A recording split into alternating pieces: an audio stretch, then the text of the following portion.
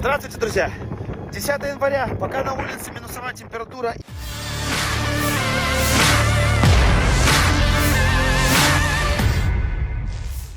Stok persenjataan aliansi militer NATO mengalami penyusutan yang sangat signifikan karena perang Rusia-Ukraina.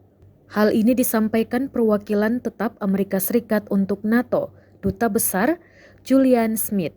Pasalnya banyak stok dikerahkan untuk tentara Ukraina yang masih berperang melawan Rusia.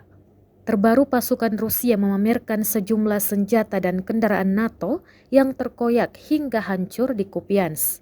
Rekamannya ramai beredar di Telegram pada Sabtu 14 Januari 2023. Dalam narasi unggahan disebutkan senjata self-propelled 155 mm NATO Latvia Austria M109A5 terkoyak di dekat Kupiansk.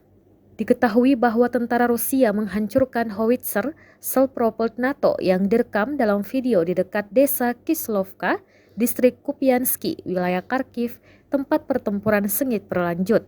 6 dari senjata self-propelled ini diserahkan kepada Angkatan Bersenjata Ukraina oleh Latvia pada bulan Agustus, jelas narasi unggahan.